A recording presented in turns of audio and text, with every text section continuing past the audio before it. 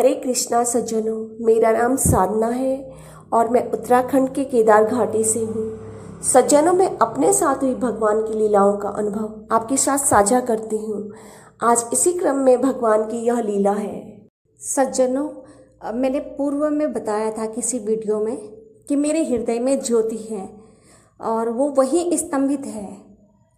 जब भी जैसे मैं अपनी माता जी से बात करती हूँ तो अगर मैं किसी की जैसे कुछ होता है, जैसे मैं अपनी माता जी से बात करती हूँ तो उस समय वो तेज़ी से घूमने लगती है। आपने देखा होगा कि दिवाली में एक वो होती है ना, चक्री, घूमने वाली चक्री, तो इस तरह वो जो है घूमने लगती है। जैसे अगर किसी की मैंने बुराई करनी शुरू कर दिया, कुछ बोलना शुरू कर दिया, तो वो जोत ऐसे तेज़ी से घूमने लगती है, बहुत तेज़ी से वो निकलने के लिए।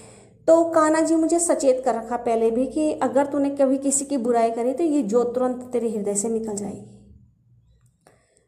और कई बार पूर्व में भी मैंने ये देखा है कि जैसे मैं दो महिलाओं के बीच में खड़ी हूँ और अगर कोई किसी की बुराई कर रहा है, साथ में भी हाँ हाँ हूँ कर रही थी, स्टार्टिंग की बात बता रही हूँ, जैसे जोत तो आ चुकी थी, तो वो जोत मुझे दिखती थी, वो घूमती थी बहुत तेज़ी से बाहर निकलने के लिए।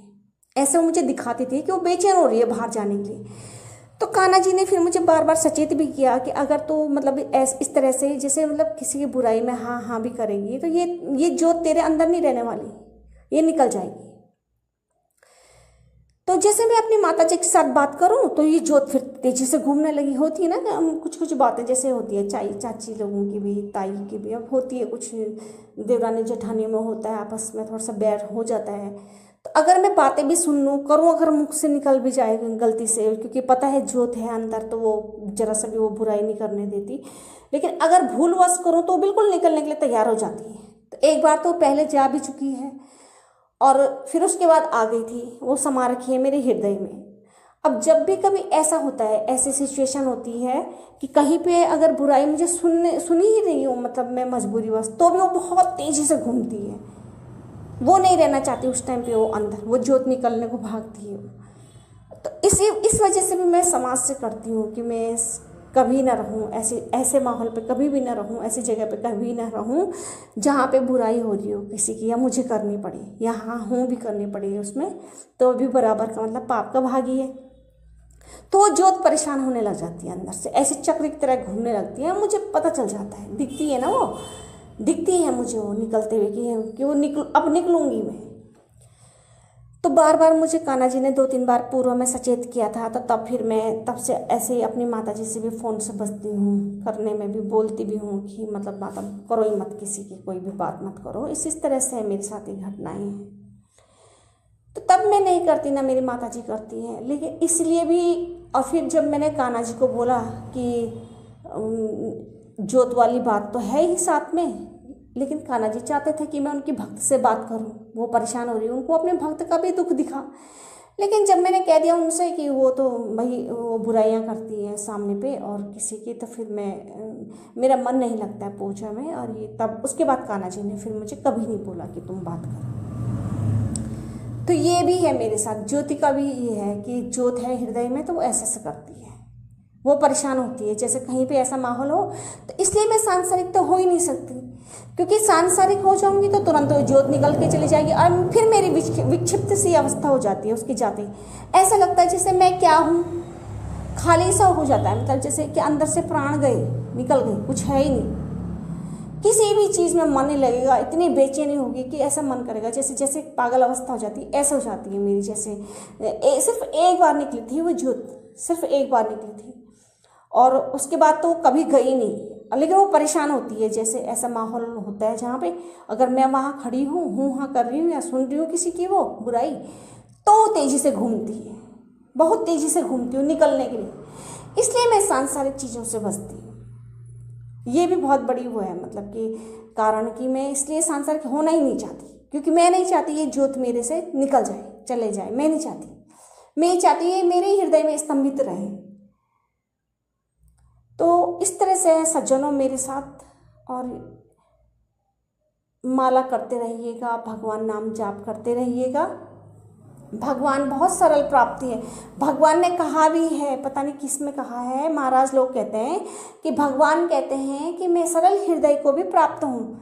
जिसका जितना सरल हृदय रहेगा मैं उसको आसानी से प्राप्त हो जाता हूँ। तो भगवान नाम का आश्रय लीजिएगा, भगवान नाम जाप करते रहिएगा, और जो भी मंत्र है जिसको भी आप सुलभ मानते हो उसको भजिएगा। यह लीला जुलाई अगस्त 2020 की है, और इस समय हम आश्रम में रहते थे। आश्रम में मेरे पड़ोस में एक परिवार रहता था। उस परिवार में एक वृद्धा थी। उनके कमरे में दिन में लोगों का आना जाना लगा रहता था। वे दिन भर बातें किया करती थी। मैं 2017 से जहाँ भी रही पूजा में ध्यान लगा रहे, इसके लिए मेरे पड़ोसियों से कभी बात नहीं करी, स्वयं से तो कभी नहीं की। हाँ, यदि सामने से कोई बात करता तो जवाब देना एक वो हो जाता है कि सामने वाले को फिर बुरा लगेगा, लेकिन बात इसलिए नहीं करती थी ताकि मेरे पूजा में ध्यान लगा रहे। क्योंकि वास्तविक तौर से ऐसा होता है कि जब सामने वाला बात करता है, वह कुछ बोले तो वो चीज़ें माइंड में घूमती है, वो चीज़ें पूजा करते समय माइंड में आती है कि हाँ फलाना ये बोल रहा था, वैसा कह रहा था। तो मेरा मतलब ध्यान ना भटके, इधर उधर बातों पे न जाए, बस यही कारण था कि मैं इसीलिए ही संसार से मैंने दूरी बना रखी है, आज भी है। यही कारण है और कुछ नहीं है। ना ही तो मैं अहंकारी हूँ, ना घमंडी हूँ। मेरे पास है ही क्या जो मैं ऐसा करूँ, और घमंड तो रावण का नहीं रहा, फिर मैं तो क्या हूँ। तो मेरा व्यवहार ऐसा नहीं है। मैं सिर्फ समाज से इसलिए दूरी बनाती हूँ ताकि मेरा ध्यान पूजा से न भटके, इधर उधर बातों में न जाए, मैं सांसारिक ना हूँ। क्योंकि अगर बातें करेंगे उससे कोई हासिल तो कुछ नहीं है, कुछ नहीं मिलने वाला। हाँ, भगवान का हम निरंतर जाप करते रहेंगे तो इससे हमें भगवान का सानिध्य और चरणों की रस तो जरूर ही प्राप्त होगी। और जैसे प्रेमानंद महाराज जी कहते हैं ना कि जब वे बीमार थे तो वे बताते हैं अपने विषय में कि जब मैं बेड पे पड़ा हुआ था तो मैं जागृत अवस्था में भी राधे राधे कर रहा था, और जब मैं सो के उठा तो भी मैं राधे राधे मेरे मुख से हो रहा था। तो ऐसे ही उस समय मेरी ये स्थिति, आश्रम में ये स्थिति थी कि मैं दिन भर तो ओम नमः भगवते वासुदेवाय करती रहती थी, और जब मैं सोती थी तो जब मैं नींद में होती थी, नींद में जगते समय जब मेरी आँख खुल जाती थी तब भी मेरे मुख से यह द्वादश मंत्र नहीं छूटता था। तो मुझे बहुत अच्छा लगता था कि अब मैं इसमें रम गई हूँ, ये मंत्र में मैं रम गई हूँ। और जहाँ भी मैं रहती हूँ मैं गूंगी बन के रहती हूँ लोगों के सामने पे, ताकि लोगों को खुद ही लगे कि ये भाई बात नहीं करती है, और मेरा जो कार्य है वो मुझे पता है कि मुझे क्या करना है। तो लोगों को गलतफहमी बन जाती है मेरे इस व्यवहार से कि मैं घमंडी हूँ या अहंकारी हूँ, बात नहीं करती हूँ, जबकि मैं समाज से बसती फिरती हूँ ताकि मैं पूजा चालीसा को हृदय से पढूं, मनन करूँ, और उस समय मेरा ध्यान इधर उधर बातों में न भटके। बात मैं तभी करती हूँ जब बहुत जरूरी काम हो। यही व्यवहार मेरा आश्रम में था। यदि बात करती हूँ तो केवल प्रभु लीलाओं का ही वर्णन करती हूँ, और उसमें संसार जो है यकीन करता नहीं है। संसार कहता है कि ये तो पागल जैसी बातें करती है, आजकल तो संभव नहीं है, लेकिन मेरे साथ तो हो रही है लीला, इसलिए मेरे पास तो वही बातें हैं और कोई बातें ही नहीं है करने को, और क्या मैं फालतू बात करूँ। तो भगवान जैसे मेरे साथ कुछ लीला करते तो मेरे गले में ऊपर आने को होती, वो बातें बताने को होती, लेकिन मन में पता होता कि सामने वाला मुझे पागल कहेगा, और उनके भगवान की लीलाओं के अलावा मुझे बात करने का मन ही नहीं होता था कि कौन सी बात करूँ किसी से।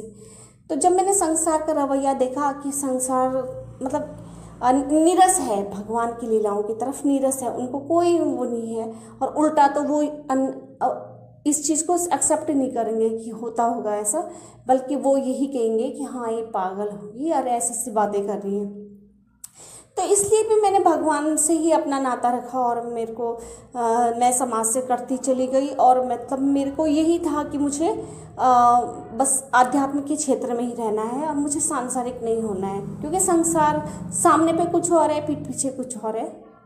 क्योंकि पहले तो मैं भी सांसारिक थी ना, उस समय का मुझे पता है कि संसार कैसा है। मैं अच्छी तरह से जानती हूँ कि संसार के दो रूप हैं, सामने पे कुछ और है, पीठ पीछे कुछ और है। तो मैं ऐसी झूठी जिंदगी में नहीं जीना चाहती, मैं सत्य के साथ जीना चाहती हूँ, लेकिन संसार है नहीं ऐसा। इसलिए अच्छा है मैंने ईश्वर का वो पकड़ रखा है सानिध्य, और संसार को छोड़ रखा है, इसलिए मैं कट के रहती हूँ। तो सामने वाले को गलतफहमी हो जाती है कि पता नहीं क्यों बात कर रही है, क्या है। इस प्रकार से मैं केवल जो है भगवान की लीलाओं का यदि वर्णन करती थी तो मतलब अन्यथा अन्य बात करना मैं व्यर्थ समझती थी। इस प्रकार पड़ोस के परिवार में काफ़ी आना जाना लोगों का, आश्रम वालों का भी लगा रहता था। वह वृद्धा कृष्ण भक्त थी। वह रात्रि 8 से 8:30 बजे के बीच में या 9 बजे तक ढोलकी बजाकर कभी डांस करके भगवान कृष्ण को रिझाने का कार्य करती थी। मेरा बरामदा उसकी खिड़की के सीधे सामने था, जिससे मैं उनका मधुर कृष्ण भजन ढोलक की थाप को देखा हुआ सुना करती थी। मैं वहाँ हर वक्त नींद में भी ओम नमो भगवते वासुदेवाय का जाप करती रहती थी। ये जाप मेरा कभी नहीं टूटता था वहाँ। और दर्शन भी इतने साक्षात और मतलब बहुत भव्य दर्शन हुआ करते थे आश्रम में। जपते जपते उनका कृष्ण भजन को सुनकर मेरा हृदय कहता था, हे मेरी कान्हा, आपको ये कितना कर्णप्रिय भजन सुनाते हैं, आपको कितना अच्छा लगता होगा। एक मैं हूँ, बस माला घुमाकर आपके 12 मंत्र का जाप करती हूँ, न ढोलक, न संगीत, न गीत। 15 जून से 15 जुलाई हो गया, मैंने आश्रम में किसी से भी बात नहीं की और वहीं मैंने माला जाप करना सीखा। उससे पहले तो मैंने कभी माला की नहीं थी। ये 2020 में ही मैंने स्टार्ट किया, वो भी 15 जून के बाद। 15 जून की तो बहुत बात किया था मैंने, काफ़ी समय तक तो मेरे को पता ही नहीं था कि माला जपते कैसे हैं। तो कभी कभार स्वामी जी ने मुझे पहले नवरात्रों में कराया था, वो एक एक दिन, जैसे सिर्फ नवरात्रों में एक एक रात को करी थी बस, वो कुछ समय। और उसके बाद फिर मैं भूल गई, जब एक सिर्फ 2 बार की नवरात्रों में ही माला जाप करवाई थी उससे पूर्व में, और वो तो मुझे याद भी नहीं था। और मुझे डाउट भी रहता था कि पता नहीं स्वामी जी सही सिखा भी रहे हैं या नहीं सिखा रहे हैं माला जाप करना। मुझे ऐसे लगता था कि पता नहीं ये सही विधि है भी या नहीं। लेकिन जब मैं आश्रम में गई तो वहाँ मैंने देखा लोगों को वो इस तरह से उंगली निकाल के कर रहे हैं कोई कुछ, लेकिन मैंने फिर ध्यान ही नहीं दिया कि ऐसा कुछ ये नियम होता है, मुझे तब तक पता ही नहीं था। तो लोग बैग लेकर करते थे, तो फिर मैं सोचती थी कि बैग लटका के करूँगी तो लोग हंसेंगे कि ये भी माला कर रही है, क्योंकि मैंने कभी की नहीं थी। तो फिर मैंने माला ऐसे करके हाथ में छिपा के करती थी मैं माला, और बैठ तो मैं सकती नहीं थी तब तक, मेरे जैसे किडनी का प्रॉब्लम था, तो मैं चलते फिरते ही कर पाती थी। मैं एक जगह पे बैठ नहीं सकती कंटिन्यू काफ़ी देर तक, तो मैं इधर उधर चलती रहती थी। तो सब कमेंट पास करते थे कि इधर उधर जाने वाले कि ये क्या है, माला को क्या समझ रखा है तुमने, माला कोई चलते फिरते करते हैं तब तो तुम ऐसे करके ही अनाप शनाप कहने लगे कि तब तो तुम ऐसे में भी कर लो माला, वैसे में भी कर लो माला। लेकिन मैंने इनकी किसी भी बात को माइंड नहीं किया, क्योंकि मुझे पता था कि भगवान मेरे को इतने भव्य भव्य दर्शन दे रहे हैं। और मैंने कोई नियम नहीं किया माला का कि ऐसे उंगली निकालो बैग से बाहर या ये करो। मैं डायरेक्ट करती थी ऐसे ही हाथ से, पहली उंगली से, अंगूठे के इशारे से। और मैंने कभी नहीं ऐसे नियम, मैंने कभी नियमों के चक्कर में मैं पड़ी नहीं, और अपने ही सूझबूझ से किया, मैंने किसी से पूछा भी नहीं फिर। और मैं करती चली गई ऐसे माला, और मुझे बहुत ही भव्य दर्शन हुए वहाँ। भगवान भद्राज के, ये शेषनाग प्रभु के दर्शन हुए, बहुत भव्य दर्शन हुए। पूरे कमरे में आच्छादित थे वो शेषनाग के, उनके फन। और जो भगवान विष्णु है फिर से दोबारा से शेषनाग प्रभु की सैया में लेटे हुए थे। और वहाँ पे ये चंद्र भगवान ने मुझे दर्शन दिए साक्षात, सूर्य भगवान ने दर्शन दिए साक्षात, वामन अवतार ने मुझे साक्षात दर्शन दिए जिस समय मैं माला कर रही थी। इतने साक्षात दर्शन, और इन किसी को नहीं हुए दर्शन। ये तो हमेशा कहते थे कि दर्शन होते ही नहीं हमें, कि ऐसा अब कलयुग में थोड़े ना दर्शन होते हैं, कि वो तो भगवान का तो वो है, ऐसे कहते थे कि भगवान तो उसका भाव है, भगवान तो अनुभव का विषय है, कि भगवान साक्षात नहीं होते इसमें, ऐसे कहते थे वो। तो मुझे मन में हंसी आती थी कि क्योंकि मेरे साथ तो साक्षात प्रकट हो रहे थे ना, तो मैंने बोला ही नहीं उनको, क्योंकि मुझे पता है उन्होंने सच तो मानना है नहीं किसी ने। और कुछ आश्रम में आया करती थी, जैसे उनकी शिष्य है, तो जब मैं कहती भी थी कि ऐसे से हैं भगवान, ऐसे ऐसे दर्शन देते हैं, तो उनमें जो नवयुवतियाँ थी अब वो चिढ़ने सी लगती थी कि मतलब भगवान इसको कैसे दर्शन दे रहे हैं। तो फिर कान्हा जी ने कहा कि इनको बोलो ही मत, इन दोनों लड़कियों को नहीं बोलो। कान्हा जी ने एक बार बोला, फिर मैंने माइंड नहीं किया, फिर भी मैं बता रही थी। तो पीठ पीछे बातें कर रहे होंगे ना, जेलसी फील कर रहे होंगे, तब मुझे कान्हा जी ने कहा कि इन दोनों को बिल्कुल मत बताया करो तुम। ऐसे कहा बार बार, 2 बार कह दिया कि इन दोनों को बिल्कुल मत बताया करो। तब फिर मैंने इन दोनों को बताना बंद किया। फिर वहाँ पे इधर उधर जितने भी आते जाते सब यही बोलते कि तुम ऐसे भाई चल के क्यों करती हो, तुम चलते चलते क्यों करते हो। अब मैं सबसे तो नहीं बोल सकती ना कि मैं किडनी की वो हूँ, किडनी पेशेंट हूँ। अब कितनों से बोले तो वो ही चाहते थे कि मैं चलते फिरते करूँ ना, मैं बैठे बैठे करूँ, इससे मेरी मालाएं कम हो जाती। तो मैं ऐसे मैं तो बिना माला के रह ही नहीं पाती थी। मेरे को माला का इतना वो लग गया था उस टाइम पे कि मतलब माला मैं छोड़ती नहीं थी बिल्कुल भी। और यहाँ तक कि मैंने अशुद्धि में भी माला करी रुद्राक्ष से, और रुद्राक्ष से माला करी। लेकिन क्या करती थी मैं, द्वादश मंत्र का प्रयोग करती थी, ओम नमः भगवते वासुदेव। और तब तक मैंने जो है तुलसी की माला नहीं ले रखी थी, क्योंकि मेरे पास थी नहीं तब तक। तो रुद्राक्ष की माला से करती थी, लेकिन जपती थी मैं किसका, ओम नमः भगवते वासुदेव। तो यही प्रकट होते थे जिनका मैं मंत्र कर रही हूँ, भले माला रुद्राक्ष की थी। तो भगवान कृष्ण प्रकट होते रहते थे इस तरह से। तो फिर वहाँ पे जो है सब मुझे ताने मारते थे कि क्या है, चलते फिरते कोई माला करते हैं ये वो। मैंने उनकी परवाह नहीं करी, क्योंकि मुझे मालूम था इनको खुद के किसी को दर्शन नहीं होते हैं। और मैं इनको बोलूँ भी क्यों, क्योंकि जब कान्हा जी कह रहे हैं ये चिढ़ रहे हैं, इनको बोलो मत।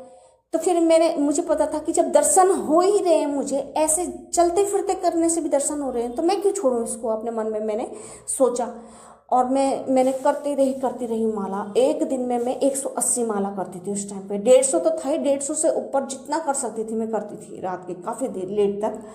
और 150 तो मेरी रोज की थी, एक माला मैं कम नहीं करती थी 150 से ऊपर, चाहे हो जाए 180 तक पहुंच जाता था काफ़ी दिन।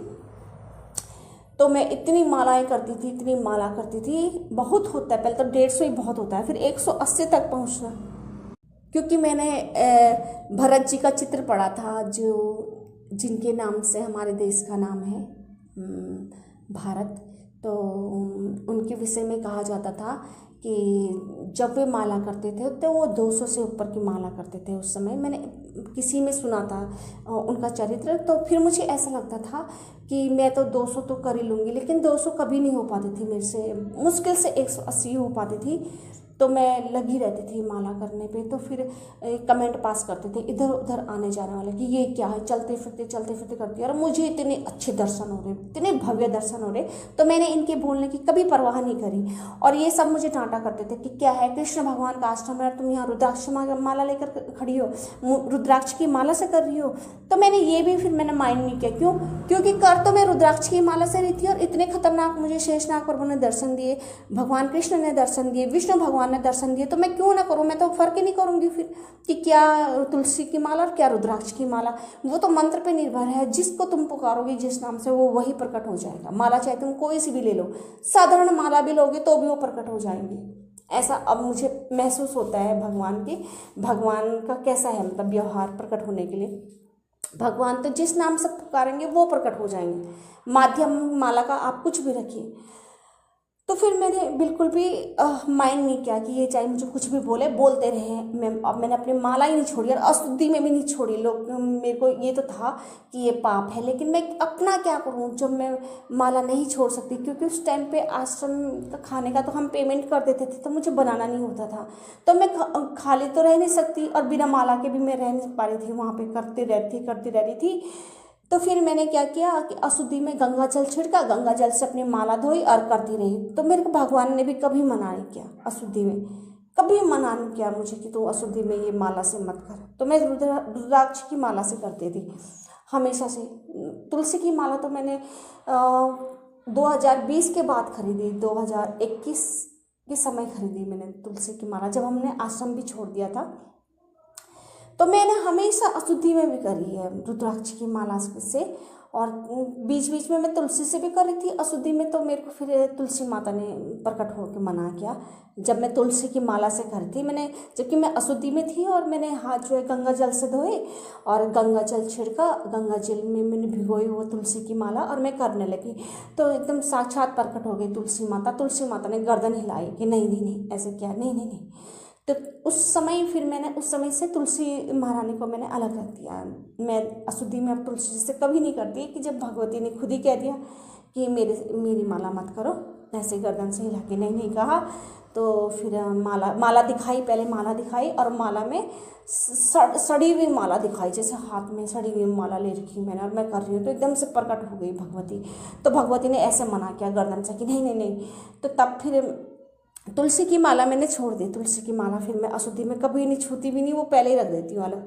और रुद्राक्ष की माला से मैं करती थी। फिर मैंने कहा ये भी तो पाप ही होगा। मैंने कहा अब जब भगवान ने मुझे अब मना किया है, इतने वर्षों से मैं कर रही थी और तब जाके जो है 2021 या 22 में किया, शायद मना 22 में किया तुलसी की, क्योंकि 20 में तो थी नहीं माला तुलसी की। और रुद्राक्ष की माला से कभी भगवान ने मना किया नहीं मुझे। रुद्राक्ष की माला से मैंने हमेशा अशुद्धि में किया, लेकिन किसी भी भगवान ने मना नहीं किया मेरे को। प्रोसीजर मेरा वही रहता था कि गंगा जल हाथ में लेके और तब जाके करना ये माला। तो फिर जब रुद्राक्ष की माला से कभी मना नहीं किया, तुलसी से मना किया, तो फिर कुछ समय तक तो मैंने रुद्राक्ष की माला से किया अशुद्धि में। लेकिन फिर मेरे को लगा कि नहीं ये भी गलत है, जब उन्होंने मना किया है तुलसी को तो ये भी तो पवित्र है।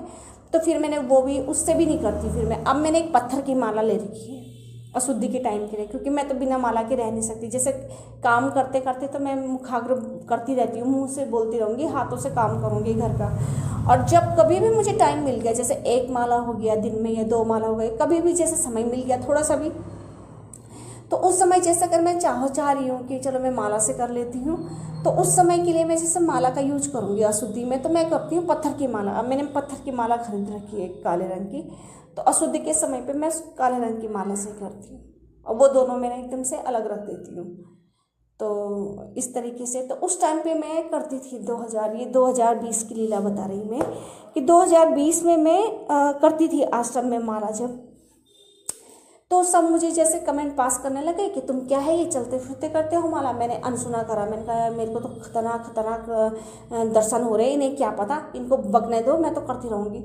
और मैं चलते फिरते मेरे बस रात के 11:30 बजे तक इधर से उधर ब्राह्मण में, क्योंकि जितना चलूँगी उतना मेरी किडनी सही रहती थी, तब खाना पचता था मुझे। तो फिर मतलब मैंने माला करी, पूरी करी। अब कभी 150, कभी 180, कभी 150, कभी 180 करती रही। तो मेरे ये लगा लीजिए आप, अब मैं 44,000 मेरा पूरा होने को है, हो जाएंगे। अभी तो 200 रह गई माला 44 को, 45,000 पे पहुंच जाऊंगी मैं। और मैंने 1 लाख माला का संकल्प कर रखा है कि मैं 1 लाख माला कर लूँगी। तो इस तरह से मैं माला करती हूँ। मतलब पहले मेरे दिन के, जैसे आश्रम में काम नहीं करना होता था, तो उस टाइम पे मैं इतनी माला कर पाती थी, क्योंकि काम स्वयं करते ही नहीं थे। वहाँ पे सब खाना बन बनाया मिलता था और सफाई भी वहाँ पे सफाई के कर्मचारी थे, वही कर लेते थे सारा साफ, तो खुद को कुछ करना ही नहीं होता था। तो सिर्फ हम भगवान का ही नाम करते थे। लेकिन अब जब से हम जो है आश्रम से हट गए हैं, अलग से अपने रूम में रहते हैं, तो फिर मुझे सारा घर का काम करना पड़ता है। तो अब मैंने ये निर्णय कर रखा था कि टाइमिंग से करूँगी। मतलब कि जैसे मेरे 10 माला होती है पौन घंटे में, या अगर बहुत तेज़ी स्पीड से करूँगी तो आधा घंटे में मेरी 10 माला हो जाती है, 15 मिनट में मेरी 5 माला हो जाती है ओम नमः भगवते वासुदेवाय की, बहुत फास्ट करने पर भी। तो फिर मैं इस तरह से टाइमिंग करके देखती हूँ कि इतने टाइम में मेरी इतनी माला हो गई, इतने टाइम में मेरी इतनी माला हो गई। तो दिन भर मेरा ये रहता है, जब कभी काम कम रहता है तो 100 माला हो जाती थी, फिर मेरी घट के 50, अब तो 50 तो मैं ये है कि डेली करना ही करना है किसी भी हाल में। कभी होता है जब 30 कर पाती है, 20 कर पाती हूँ, बस चलते चलते करना है, माला तो कहाँ हाथ में ले पाती हूँ। अब तो घर का काम के साथ साथ, लेकिन मैं करती हूँ पूरा, मतलब कि 50 तो पूरी करनी है, 50 कर लो, 30 कर लो, लेकिन अब 100 तो नहीं हो पा रही है, लेकिन क्योंकि अब वीडियो का चक्कर पड़ी है तो उस वजह से। तो फिर मैं वहाँ पे आश्रम में मैं माला करती रहती थी, भगवान के दर्शन होते रहे। मैंने किसी की बात नहीं सुनी और मैं भगवान पे मुझे पूर्ण विश्वास था। मैंने कहा जैसे भगवान चलाएंगे वैसे चलूँगी, भगवान जो कहेंगे करूँगी। तो भगवान मतलब ये है कि आते रहे, दर्शन देते रहे। और फिर मैंने वहाँ से माला का सफ़र शुरू किया, करते करते आज 2024 आ गया है, मेरी माला 44 पे आ गई है। और आगे भी भगवान ने चाहा तो ज़रूर 1 लाख पूरी हो जाएगी। ये मेरे माता पिता के लिए चले जाएंगी ये मालाएं, और उसके बाद मैं अपना करूँगी, उसके बाद करूँगी 1 लाख माला के बाद। तो अब आश्रम में जब मैं उस समय थी, आश्रम में थी, तो कान्हा जी ने बोला कि जब वहाँ पे मतलब जो महिला रहती थी मेरे पड़ोस में, तो जब 15 जून से 15 जुलाई तक मैंने कभी आश्रम में किसी से बात नहीं करी, तो अंत में वह वृद्धा मुझे देखकर अपने कमरे की खिड़की से मुझे कभी कभी गालियाँ देने लगी। उस वृद्धा की 2 नौकरानी थी, वे भी गालियाँ देने लगी, तो मैंने चुपचाप सुना। एक दिन मुझे गुस्सा आया कि मैं करूँ तो क्या करूँ, इस संसार में रहना ही नहीं चाहती, क्योंकि मैं सांसारिक बिल्कुल नहीं हूँ। मैं हिमालय पर तप करने जाना चाहती थी। समाज में मैं रहना नहीं चाहती, क्योंकि समाज में सत्यता है नहीं, इसलिए मैं बात ही नहीं करना चाहती किसी से फालतू। लेकिन करूँ क्या, स्वामी जी को हिमालय पर जाना नहीं है, इसलिए मैं दुखी बहुत थी। मैं तो ये चाहती थी कि मैं कब भागूं हिमालय, कब चले जाऊं। पहले वृंदावन का था, अब मैं सुनती हूँ वृंदावन में बहुत ज़्यादा गंदगी हो गई, इतना क्राउड वहाँ हो गया। तो मैं ये चाहती हूँ मैं हिमालय पे जाऊँ, शांति में तपस्या करूँ वहाँ जाके, और घोर तपस्या करूँ। तो मैं स्वामी जी को इतना तैयार करती हूँ, लेकिन उनका ऐसा शरीर नहीं है कि जो वो मौसम झेल पाएँ। उनको बिल्कुल भी ठंड नहीं खिपती। उन्हें तो हल्की सी सर्दी लगते ही मतलब उनको जुकाम और ये हो जाता है, कफ सा होने लगता है उनको। तो फिर मेरे को ये लगता है कि वो वहाँ तो नहीं झेल पाएंगे इस मौसम को। तो मैं अब उनसे जिद करना भी छोड़ दिया। पहले तो मैंने बहुत बोला चलो चलो चलो बद्रीनाथ चलते हैं तपस्या के लिए, केदारनाथ चलते हैं तपस्या के लिए, नहीं तैयार, वो तो पहाड़ में जाने के लिए बिल्कुल तैयार ही नहीं है। इसलिए मैं बहुत दुखी थी उस टाइम तक कि मैं हिमालय में तप में भी नहीं जा सकती। इसलिए मैं अपना प्रत्येक दिन सुबह से रात सोने तक जितनी भी माला जाप कर सकूं, काम करते करते समय मैं मुख से जितना अधिक से अधिक जाप कर सकूंगी, यही मैंने अपनी दिनचर्या बना ली थी उस टाइम पे कि उम्र भर ये ऐसा ही करूंगी, माला ही करती रहूंगी और इसे ही हिमालय बना लूंगी, बस अपने घर पे रहते हुए कि मैं हिमालय में ही रह रही हूँ बस। और ऐसा मैंने मन बना लिया कि मेरे जीवन भर की पूंजी यही है, मेरी कमाई, कि मेरा भगवत नाम, भगवान का नाम जपा मैंने, और संसार से मुझे किसी भी प्रकार से कोई लगाव नहीं। इस प्रकार मैं आश्रम में हर वक्त मुंह में ओम नमो भगवते वासुदेव का मंत्र जाप करती रहती थी। जब मैं वहां पर बैठी हुई थी अपने कमरे में, तभी कान्हा जी बोले, उस पड़ोसन से बात करो, वो बहुत दुखी है। और कहा कि अगर वो बात करे तो कर लेना। ये शब्द थे कान्हा जी के कि अगर वो बात करे तो कर लेना। ये उन्होंने दोबारा भी बोला पलट के। तो फिर कान्हा जी ने जब ये कहा तो मैंने पलट के कहा कि नहीं कान्हा जी, वो अभद्र बातें करती हैं, मैं बिल्कुल भी उनसे बात नहीं करूँगी। और कान्हा जी 1 हफ्ते तक तो रोज़ कभी कान से बोलते, कान में जैसे मतलब बोलते हैं कि वही बात कर लो, उनसे बात कर लो। एक दिन भगवान ने, कान्हा जी ने जो है मेरे कंठ से बोला, मेरे मतलब गले से आई आवाज़, ऐसे बोला कि, और एक बार बोला फिर अनेक बार बोला, कई बार बोला मेरे कंठ से यही बात बोलते थे कि बात कर लो उनसे, वो बहुत परेशान हो रही है, आखिर बात करने में क्या बुराई है। ये शब्द थे कान्हा जी के। तो मैंने भी कह दिया कि प्रभु कोई बुराई नहीं है, लेकिन मुझसे हृदय से आपकी माला जाप पूजा चालीसा नहीं हो पाएगी, क्योंकि फिर वो सांसारिक हो जाऊंगी मैं। वो मेरे से बात करेंगे, वो अपनी बहू की बातें करेंगे, इधर उधर की बातें करेंगे। क्योंकि जहाँ तक स्टार्टिंग में जैसे ही मैं गई थी आश्रम में, तो वहाँ पे 3-4 आंटी लोग थी, माता जी। तो वो लोग क्या करते थे कि जैसे मैं उनके साथ खड़ी हूँ, मैं तो मुंह के अंदर माला जाप कर रही हूँ, मैं बात करती नहीं थी, तो वो मुझे गूंगी महारानी बोलते थे। भाई ये गूंगी महारानी, मैं बोलती नहीं थी कुछ, बस जैसे मिले सामने से तो मिलते ही जैसे प्रणाम की जी पे राधे राधे बोल दिया, बाकी मैं बोलती नहीं थी। फिर वो आपस में बातें करते रहते थे कि मेरी बहू ऐसी है, मेरी सास ऐसी है, ये है वो है, फिर एक एक करके जाते ऐसे से उनकी रोज़ की दिनचर्या थे। तो मैं कभी साथ खड़ी नहीं रहती थी। जैसे उसमें चले गए, मांगलिक बेला में चले गए, जैसे प्रातःकाल की वो होती है ना, मंगला पूजा होती है, तो उसमें चले गए। फिर आते समय भी वो आपस में यही बातें, शाम के संध्या वंदन जैसे 8 बजे हो तो भी यही बातें। तो मैं उनसे कटती थी, उनसे दूर रहती थी, क्योंकि मैंने कहीं सुना था, इसमें कोई महाराज जी बोल रहे थे, और जो मेरे गुरु जी हैं ना, ये दीपक महाराज जी भी, ये कहते हैं कि जो चुगली करता है उसे तो पाप लगता ही लगता है, लेकिन जो चुगली सुनता है उसे भी पाप लगता है। तो मैं इनसे बचती थी कि यार मैं क्यों सुनूं चुगली, और मैं अपने मुख में वही अपना मंत्र बोलती रहती थी, 12 मंत्र, ओम नमो भगवते वासुदेवाय, मैं अनसुना करती थी ताकि मेरे कानों में इनकी बातें ही ना जाए। तो ये मुझसे खिन्न हो जाते थे कि ये कोई मतलब अगर कोई बुराई करते तो मैं अनसुना सा करती, तो इससे वो चिढ़ जाते थे।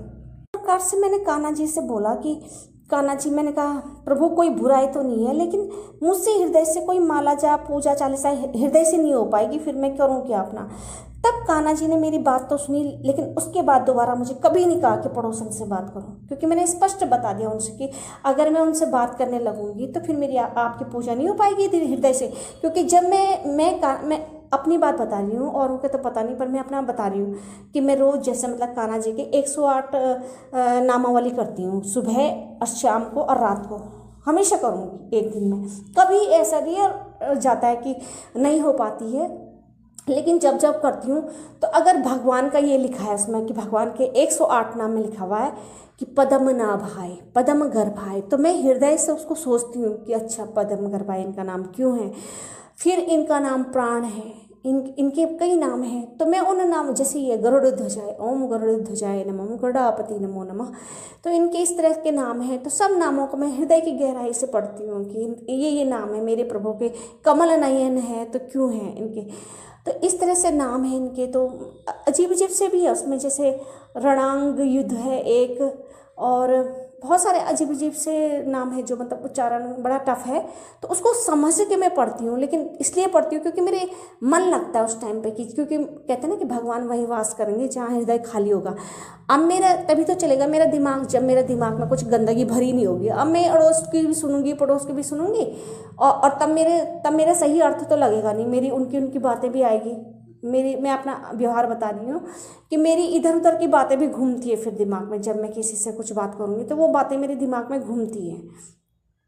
तो फिर मैं इनका नाम जैसे उच्चारण करूँगी तो इतने हृदय से नहीं ले पाती। मैंने माइंड की इस चीज़ को कि जैसे मैं हृदय से ले पाती हूँ इनका नाम, जैसे जब मेरे से कोई बात नहीं करता तो मैं बिल्कुल रच बस सा जाती हूँ इनके नाम में कि इनका नाम ऐसा क्यों पड़ा है, क्या है, तो मैं बिल्कुल हृदय से इसका मनन करके इनका जो है उच्चारण करती हूँ, भगवान को सुनाती हूँ इनके नाम। और ये पूजा गृह में खड़े भी रहते हैं, इन्होंने कई बार जो है मुझे दर्शन दे दिए खड़े होकर, जैसे मैं पूजा कर रही और इनका नामावली कर रही हूँ। तो पहले क्या होता था कि मैं जैसे इनके नाम पढ़ रही हूँ, मैं हृदय से नाम पढ़ रही हूँ, तो ये अपने चरणों के दर्शन करते हुए लूंगी तक दिखाते थे, अब फिर नहीं दिखाते थे ऊपर, मतलब नीचे से दिखाएंगे ऊपर तक और फिर अदृश्य हो जाएंगे।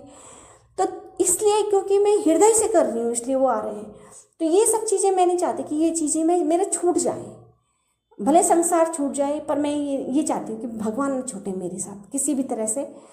तो इस प्रकार से भगवान को मतलब अपने भक्ता का बहुत दुख लगा, जो उनकी वहाँ थी ना, वो आश्रम में उनकी भक्ता थी जो ढोलक से बजाती थी, उनको रिझाती थी, तो उनको भी उनका दुख है कि मतलब कि ये बात नहीं कर रही है, मेरी भक्ता वहाँ परेशान है, तो वो मेरे पीछे पड़े हुए थे कि भाई बात कर। मैंने तो सीधा बोल दिया, मैंने कहा मैं नहीं कर रही बात, हम ये कारण भी बता दिया।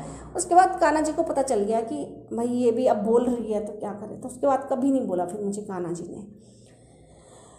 इस तरह से रहती है कान्हा जी की लीलाएं। कान्हा जी बिल्कुल ऐसे रहते हैं जैसे घर में जी रहे हैं हमारे साथ। अब तो मैं मोक्ष भी नहीं मांगती कभी, मैं बोलती हूँ भगवान तो हमारे साथ जी रहे हैं, क्या मांगना मोक्ष। इस तरह से भगवान अनेकानेक लीलाएं करते रहते हैं और सबके साथ ये सुलभ है, सबके साथ सरल हृदय रखो। और मैं नहीं कह रही कि सांसारिक मत रहो, क्योंकि हम तो अकेले हैं, छरे छाटे हैं, इसलिए हो पा रहा मेरा संसार संकट। अगर मेरी भी नंद होती या इस तरह से मेरे रिश्ते होते तो फिर हम भी उलझ जाते इसमें सांसारिक उसमें। अब मेरे तो बिल्कुल अलग ही है, हमारा तो ये है, फिर नहीं है कोई ऐसे सगे संबंधी करीब के, स्वामी जी के है नहीं, तो फिर छरे छाटो। एक माता जी है इनकी, वृद्ध माता, वो 70-75 से ऊपर की है, 80 के करीब की है, तो फिर वो भी बड़े भाई साहब के पास रहती हैं। तो इस प्रकार से भगवान का नाम हम हृदय से लेंगे तो भगवान बिल्कुल साक्षात प्रकट होंगे, साथ साथ जीने लगेंगे। प्रकट की तो छोड़ो, साथ साथ जीने लगेंगे, साथ साथ चलने फिरने लगेंगे, बात करने लगेंगे। इस तरह से इतने सरल हैं भगवान। बस थोड़ा सा ये करना पड़ेगा कि जैसे संसार के साथ साथ मतलब मैं तो बिल्कुल ही कट रखी हूँ, मैं अपना क्या बताऊँ, मेरा तो बस यही है कि सिर्फ यहाँ पे मेरा ये है, शरीर है, आत्मा नहीं है मेरी यहाँ। आत्मा तो बस यही है कि भगवान में ही ऐसे विलय हो रखी है, भगवान का ही ये होगा, पता नहीं मेरा प्रारब्ध ऐसा ले रखा होगा कि किसी पे भी मेरा हृदय नहीं है, कहीं भी नहीं है। और सिर्फ ईश्वर पे जाता है मेरा हृदय, और किसी के लिए नहीं है। और ना ही मुझे औलाद चाहिए, ना ही मैं मतलब मेरी कोई इच्छा नहीं है, मतलब भगवान के सिवाय कोई इच्छा नहीं है मेरी। और इसीलिए शायद भगवान ये ऐसा कर रहे हैं, आ रहे हैं, जा रहे हैं हमारे साथ। तो सच्चे हृदय से भगवान को भजो सज्जनों, और द्वादश मंत्र का या जो भी मंत्र आपके गुरुजी ने दे रखे हैं उसका हृदय से मनन करेंगे तो अवश्य आपके साथ भगवान जो है दिन रात रहेंगे एक साथ। और मेरे साथ तो ऐसा ही है, इसलिए मैं उच्चारण कर रही हूँ यहाँ पे, क्योंकि भगवान के ही कहने पे कर रही, नहीं तो मेरे को बिल्कुल भी इच्छा नहीं है वीडियो बनाने की। वो भोलेनाथ ने कह रखा मेरे को, तब बना रही हूँ मैं, मेरे पैसे कमाने के उद्देश्य से बिल्कुल भी नहीं है ऐसा ना सोचिएगा। और जितना हो सके भगवान नाम का जाप करिएगा। हरे कृष्णा हरि बोल, जय श्री राधे।